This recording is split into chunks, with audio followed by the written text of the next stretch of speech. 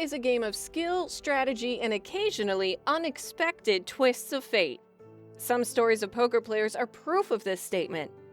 Sometimes a twist in fate ends up in a very dark place where players often end up losing everything they spent their whole lives building. Shawn Sheikhan is the very example of that. He is also one of the most well-known figures in the world of professional poker. Shawn Sheikhan, born on December 29, 1969, grew up in Iran during a period of political unrest. Shawn grew up in a country undergoing a revolution, so his early years were fraught with instability. As a young lad, he witnessed firsthand the difficulties that come with being a religious minority in a changing country. At the age of 13, he and his family relocated to the United States in search of a better life. They settled in Southern California and began the process of integrating into a different culture and language. Shawn was first introduced to poker while living in California, and he instantly fell in love with the game. He started playing home games at local card rooms to improve his skills and refine his poker skills. When he joined the professional poker circuit, his skills were apparent. Throughout his career, he won several major championships and gained recognition for his daring and aggressive playing style. Shawn came in third place in his debut World Series of Poker event in May 2001. He got a total prize of $50,440.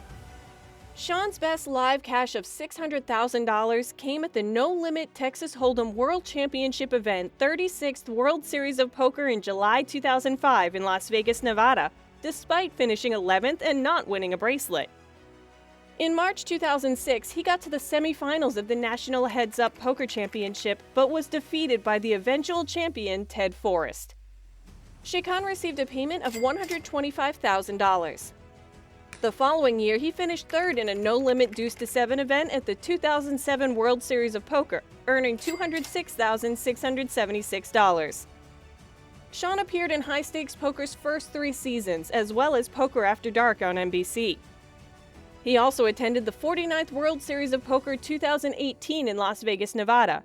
He got a cash award of $59,669 for finishing 5th. His most recent winnings came in the $10,000 no-limit 2-to-7 lowball championship, event number 49, at the 52nd World Series of Poker in Las Vegas. He finished 9th.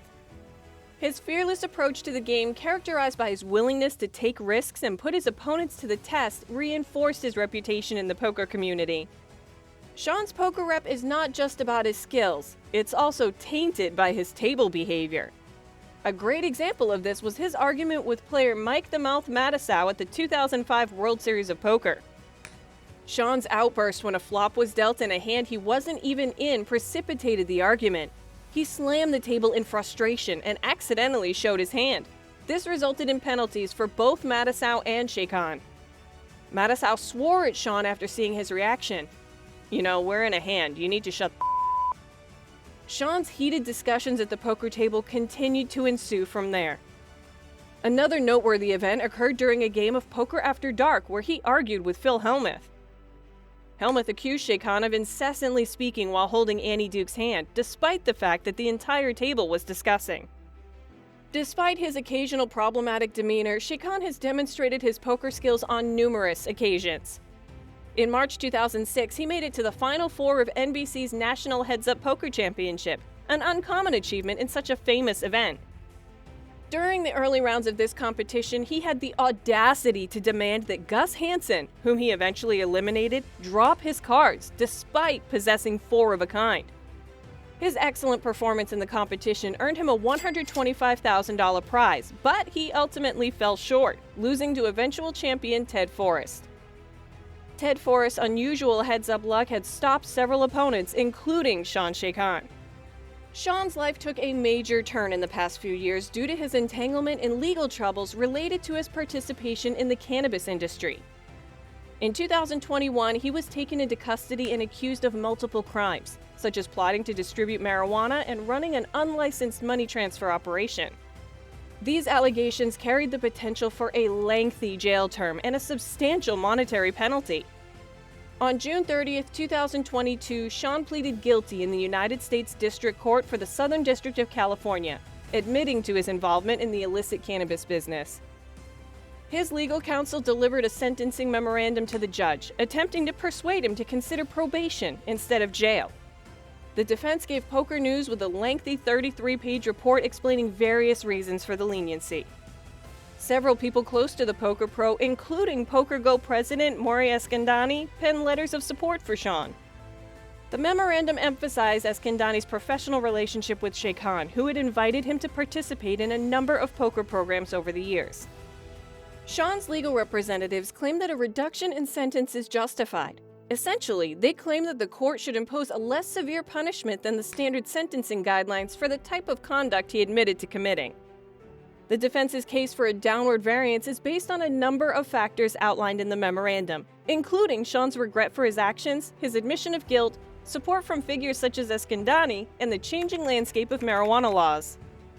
The defense emphasizes Sean's acceptance of responsibility and genuine contrition, since he has voluntarily accepted his mistakes without seeking to evade responsibilities. Furthermore, the legal team argues that probation would be an effective deterrence to future criminal activity because Shay Khan poses no threat to public safety. Sean's health difficulties, including degenerative disc disease, are also highlighted in the memorandum, emphasizing that they don't justify a prison term. Shay Khan also gave up $191,000 in cash and property, which is now in the government's possession. The defense requests the court consider this as additional punishment when sentencing. The proposed probation would be home detention, mandatory drug testing, community service, and counseling. Sean closes the declaration by confessing his activities in the case, expressing genuine remorse, highlighting full compliance with pretrial limitations, and pledging to refrain from future criminal activity. Sean has had his ups and downs, especially with the law. In 2007, he was arrested for a 1995 conviction for misdemeanor sexual battery on a minor under 18. He did 9 months in prison and 5 years probation for that. According to Sean's lawyer, the victim was a 17-year-old girl whom Shay Khan knew when he was in his early 20s. Sean's journey has been a roller coaster with its share of highs and lows. From his rise to fame in the poker world to his current legal issues, his story is a reminder that life is unpredictable. Sean's story is a reminder that the road to success is never smooth but full of twists and turns. The outcome is still to be determined. According to sources, Sean must surrender himself before noon on January 1, 2024. His release is set for 2028. The maximum punishment for his charges was 40 years in prison, but he received a considerable reduction. Despite early hurdles, including legal issues, Sean persevered and achieved tremendous success at the poker tables, earning more than $1.5 million in his career. His aggressive table talk and notable poker tournament moments, like winning $600,000 at the 2005 World Series of Poker, have cemented his place in poker history. Do you think it was the right decision for the court to be lenient with Sean Shay Khan? Tell us what you think in the comments below. Don't forget to give the video a thumbs up and subscribe to the channel before you leave.